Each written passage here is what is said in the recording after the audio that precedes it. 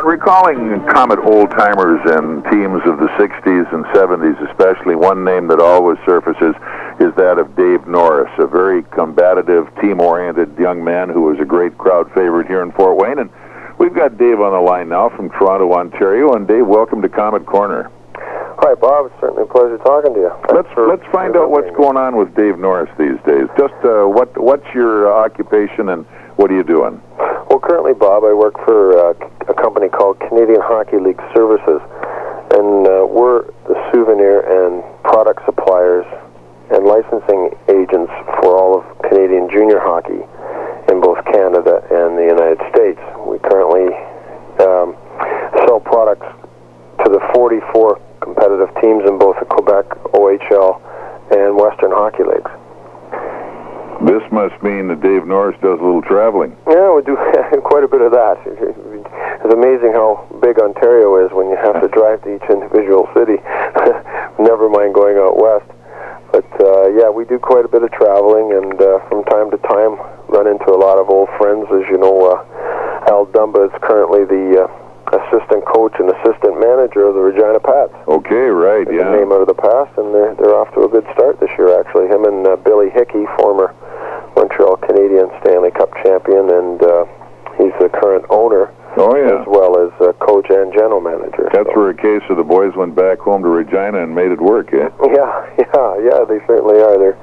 It's an interesting trip when you go out west and cover the prairies in Alberta and get over into BC. Long trips, but I'm sure you renew an awful lot of acquaintances because you were pretty active in hockey and came out of some incredible junior programs yourself. Yeah, no, I originally played for the Toronto Marlboros, which now have been moved to Hamilton, then to Guelph. They're currently the Guelph Storm, is what they're called, and of course, there's 16 teams in the OHL alone now, so we're experiencing quite a bit of growth here in Major A hockey, as well as I'm sure you're experiencing a lot of growth in the International League. It's certainly changed from my days there.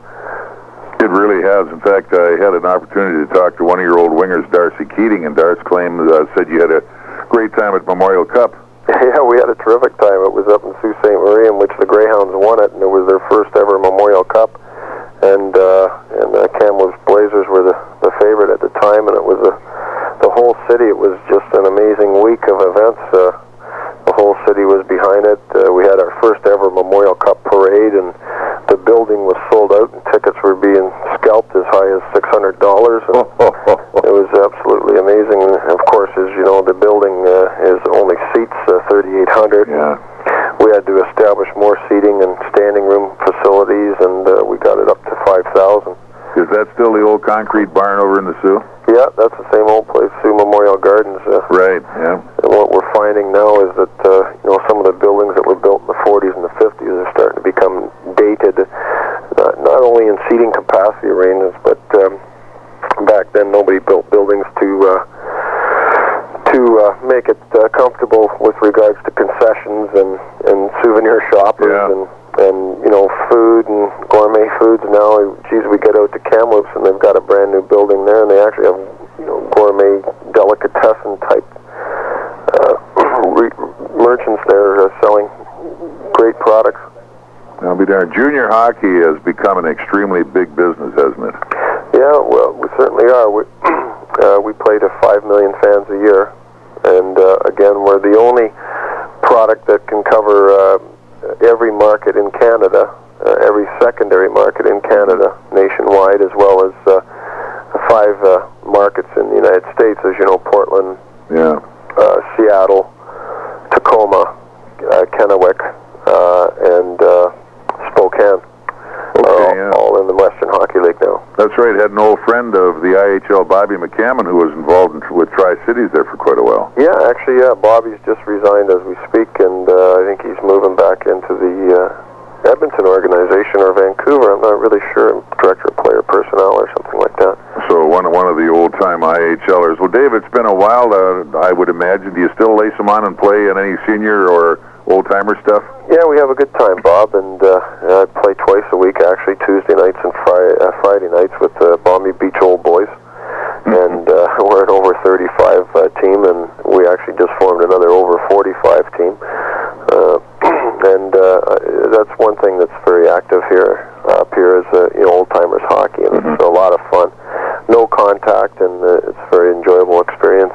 It's obvious, Dave, from a long time back when you stayed in this city and worked for a while, even following your hockey career, that you pretty well understood economics and the balance of that sort of a situation, and I guess it was pretty natural that you got involved in the promotion business. Yeah, I was very fortunate. One thing led to another, and I remember back when I went to that Purdue extension, and I asked you, I said, Bob, I want to get into public relations, and he said, well, you better start here. Took a few courses on the bus, and away we went. And you've never regretted it, all that? No, not. I mean, that's the kind of excitement it would appear that Dave Norris likes. Yeah, I understand that there's going to be a great all-star game this year there. We're looking forward to it, a big two-night affair, and apparently as we set it up, we're going to have a skills contest on the Tuesday night, the 25th. Along with that, apparently, an old-timers game that'll feature a lot of the old NHL-ers who are executives in other teams in the I.H.L. against a team of Komet old-timers, I think, that Robbie Irons has put together. Oh, well, that's terrific. Geez, that's excellent. I'm sure fans will enjoy that experience. And is this in commemorating an anniversary with the city as well? Right. Bob? This is the bicentennial of the city coming up in '94, so it's a two-day celebration. It's the first time in I.H.L. All-Star history this has happened with a two-day affair, so it promises to be just an incredible week for everybody who gets in to see it. Well, it's no I wouldn't even be surprised if I saw you. Well, put me on the invitation list, Bob. I'll certainly come. No better place than Fort Wayne, as you know. Well, I know we enjoyed having you here, and you darn near made it your home, didn't you, at one time? Yeah, well, it's a distant thought now, Bob. But no yeah, I spent like many of the other old timers. I spent 5 more years in Fort Wayne after I finished playing. Yeah. And then due to various reasons, green cards, etc. Yeah. I found myself being forced back home here. But certainly I always look forward to an opportunity to come there and visit and see old friends. Appreciate that. How about a family report on the Norrises? Well, we've got 2. I've got a 5-year-old and a 3-year-old, a 5-year-old boy and a 3-year-old daughter, and I think my daughter could take on any guy in the I.H.L. Actually, she dukes him pretty good. Now my son, he's a little more passive. He might be a goalie. I don't know. Is he playing hockey at all or started yet? Yeah, we got him on the skates, and he's out there, and he's just learning how to pump with both legs right now. So that's the fun part of life when you see the kids begin to grow up or they become buddies, eh? Yeah, he's leaning towards baseball, though. I think maybe Brienne, my daughter, might end up in goal. Another Minot Rayon or something. Well, by golly, that's right. Nothing wrong with that either, by golly. Nothing wrong at all. We'll watch the Blue Jays to see if your son's going to be a Blue Jay. Mm-hmm. Yeah, he could be. Well, Dave, we appreciate the time you took with us, and it's interesting to see how things are going with you. And I'm sure as you crisscross Canada, you probably find a lot of the other Komet old-timers that we would remember along the way. Anybody ever see anything of Mike Panassi? Yeah, Mike actually is in Sturgeon Falls, and he lives on Lake Nipissing at the Indian Reserve up there. And actually, I see Mike once a year for sure at our old boys hockey tournament. He comes down, and we do a little bit of business together. We try to give him a lot of our old samples and various products for the natives. And, sure. And it works out very well, and Mike's doing quite well for himself. Actually, he started himself a sewer construction company up there, and he puts in new septic beds for new homes and things of that nature, and he's plugging right along. Good enough. So in your travels, be sure to send regards from the Fort Wayne crew to everybody, and to you and to your family. A happy holiday, David, and we again sincerely appreciate the time you've taken with us on Komet Corner tonight.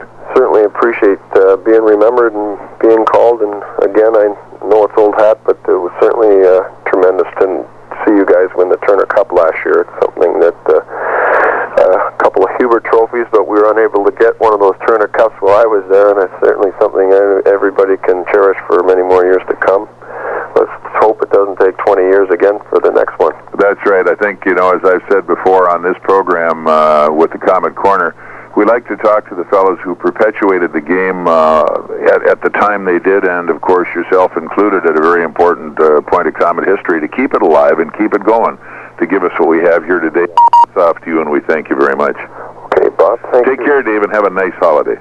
So the story from Toronto, Ontario, as Dave Norris, former Comet winger, good old number 15, and a guy that never backed up from a rumble wherever it happened to be. And in fact, in conjunction with that, when Dave broke into minor hockey in the Junior A, I believe Bruce Boudreau, you were a teammate of his, Bruce, or an older teammate? No, we were the same age, I think, but Dave, his skills weren't really honed at that point. He was more of he was a boxer in downtown Toronto, and his face was all scarred up, and we needed a tough guy on our team. And he was one of the smallest tough guys you ever want to see, but he threw him with anybody, and both hands reminded me a lot of Killer, because he didn't care if he was cut or what have you. But I remember the one game, it was really funny. George Armstrong, who's a Hall of Famer, was our coach, and we were playing St. Catharines, which had they had a big, tough team led by, like Wilf Paymont, and they had numerous other real tough guys. I can't think of their names right off the hat. But George always used to say the night before a game, he says, I want you to go home, and tonight when you're thinking of tomorrow night's game, think of two things, okay? And so we went to the game, la-di-da, same as everything. We're skating around in warm-up, and there comes Dave around one way, and Wilf around the other way, and then Dave just cold cocks him, suckers him, knocks him straight down to the ice. A huge brawl in the warm-up ensues, and we're all sitting there, what the heck started this? So we go in there, and Dave's sitting there, and he's cut like usual, and we're sitting there, and then somebody finally chirped up and says, Dave, what the heck did you do that for? And he said, well, guys, I don't really play that much with you guys, and Chief told me to think of two things that could help the team, and I thought of lining them up and hitting them, and those were the two best things I could think of. So I did it, and that's the end of the story. And the guys got a good laugh about it. I think we went out and won the game, but because Will Famous, and we took their best player off the ice with him. So he did his job, but that's the way he played. I mean, he was the kind of guy that would do anything for the team, and he would go good with the Fort Wayne Komets of today. Yep, he's a Fort Wayne Komet. Yeah, he's exactly definitely that